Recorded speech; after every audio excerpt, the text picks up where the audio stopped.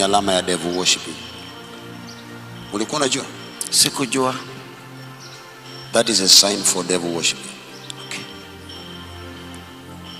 Wanaziweka wakiwa hawajui maana. Okay. Wow. Yeah, so on this video we are going to have a look at 3 parts. The first part is going to be on this mark that people place on the eyebrows, and that is known as the eyebrow slit. Kama tu vile umesikia in that conversation is that Pastor Ezekiel has told that young man is that that is a sign or a symbol of the devil. And then akamuuliza, were you aware when you were putting this? And the young man was like, no, I wasn't aware. So actually that is the trend right now. So many people are doing things that they are not aware of. Maybe mtu ameona celeb fulani amefanya, it could be an international celebrity, and they thought that that person looks very nice with that style. So mtu ameenda pale kama ni kwa kinyozi or whatever, and then they decided to resemble or even to import that culture or even to import that design. So Africans, we have an issue of importing cultures and importing designs, not knowing exactly what that symbol means, not only in the physical, but more importantly in the spiritual. So this sign or this symbol here is known as the eyebrow slit. This one, it began in the 70s or the 80s. It was a part of the hip-hop culture. The hip-hop culture is what came about with this. And if you remember, the hip-hop culture is where there were stories like rapping and singing, DJs and everything. But hip-hop itself, apart from the music, it has a culture. So, and the hip-hop culture, some of the very key things in the hip-hop culture, first of all, when you come to the spirituality of the hip-hop culture, is that the spirituality of the hip-hop culture, as you've heard maybe in different interviews, I don't know if you've noticed this, but most of the people in the hip-hop culture, they always refer to themselves as God. This is what they say. They say that I am self-made. People like Akina Drake, if you listen to their conversation or their interviews, most of the times they are being asked, how was your success? How did you end up this successful? They'll always say that I am a self-made millionaire, self-made billionaire. So one of the things about that, the self-made hierarchy, is that you have no recognition of God, and that makes you or yourself to be God. But here in the Christianity culture is that in the Christianity culture we always refer to God being God. There's nothing as self-made in the Christianity. Another thing in the hip-hop culture is that hip-hop culture, they refer women to as objects, but in Christianity women are beings who are made and created by God, and Jesus died for them. So there's a very contrasting or a very big difference between the hip hop culture and Christianity. So this symbol or this style of the eyebrow slit came about from the hip hop culture, but currently in our time right now, this is a style that we have been seeing that it has really been endorsed by the people from the LGBT.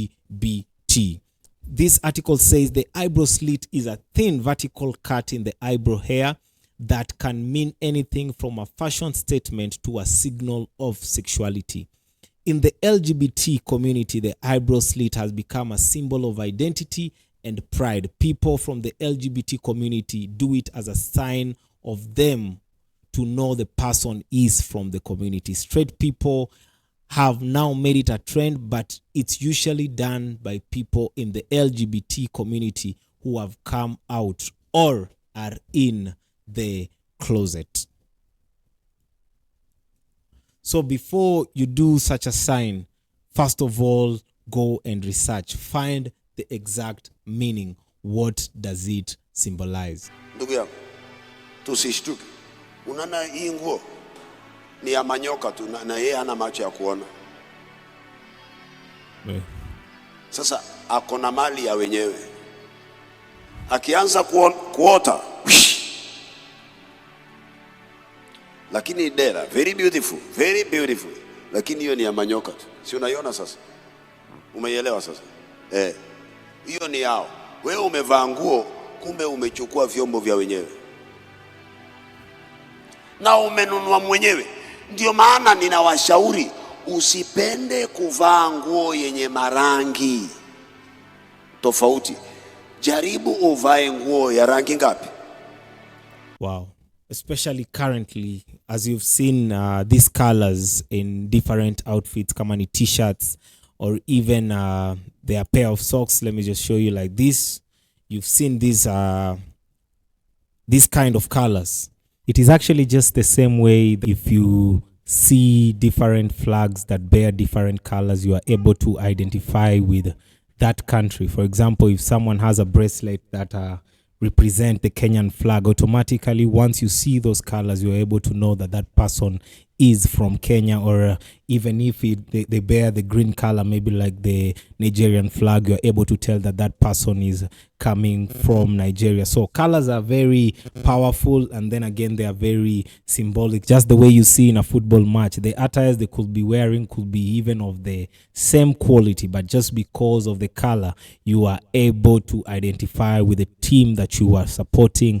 And even emotionally people react, and basically it's all about the colors. If a player is bought and taken to a different team, once they put on that outfit, they put on that color of that team, immediately he or she will stop being a member of the previous team. So colors are very powerful and they are very symbolic. We cannot ignore the power that is in colors.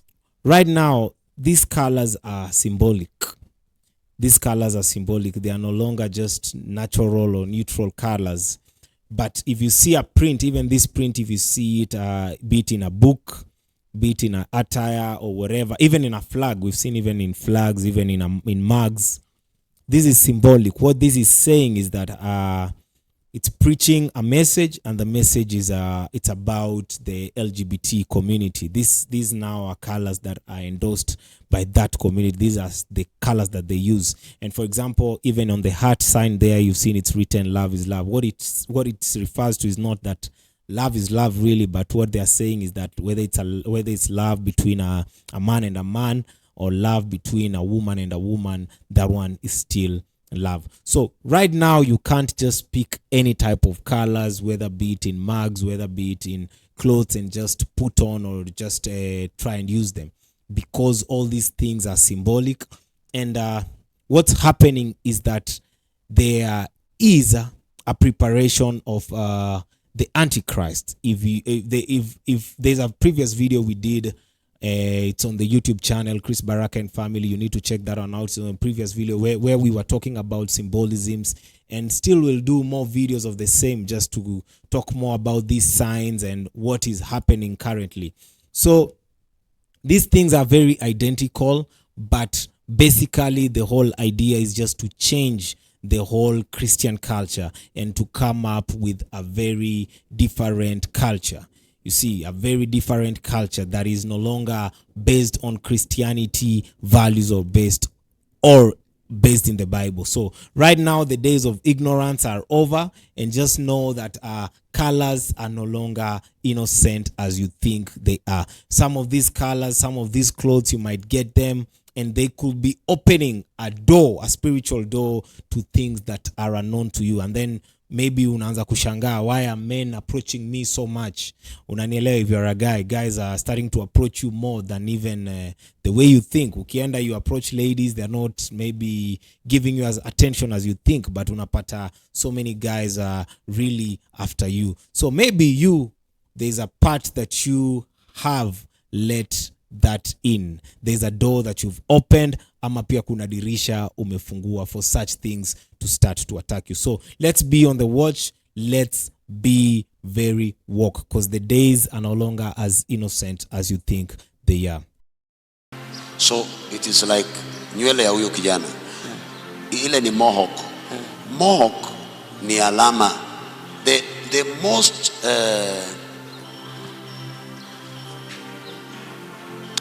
The most powerful football player amenyoa mohawk. na ameifunga hapa, na akifunga anaketi chini alafu anafanya hivi. Huwa akishafunga anakimbia anaketi chini anafanya hivi. Hii ni ibada ya devil worshippers. Hii inaua. So wale wanaokufa hamjui. Yeah, so Pastor Ezekiel is speaking about hand gestures, and there's a video here. It's actually an interview that was done by one of the media station, the journalist. So he was conducting so the guy you see is a satanist. So I just want to show you something. A satanist is someone who worships Satan, or like the occult and everything. Simply to say, and simply words, is a devil worshipper. So great day to be a Satanist. Someone has just told him that you'll go to hell. Very excited about it. Satanism certainly is central to my life. Saying that he's very excited about that. So that guy, that is his name, is the co-founder and the spokesperson of the Satanic Temple. Right now, this isn't something I do part-time. You excited? Filled with angst. It's really like a calling for him. Yeah. It doesn't seem so like one of those things that I wanted to draw your attention to is the hand gestures that he got going there. So that hand gesture is a satanic hand gesture. So in a different video, we are going to do more on the hand gestures and the symbolisms behind the hand gestures, and we're going to do that in detail. So that is what Pastor Ezekiel was talking about. So right now, you can't live in ignorance, but you have to be alert because there are so many things that are happening. So make sure you subscribe to Chris Baraka and family, and then see you in the next video.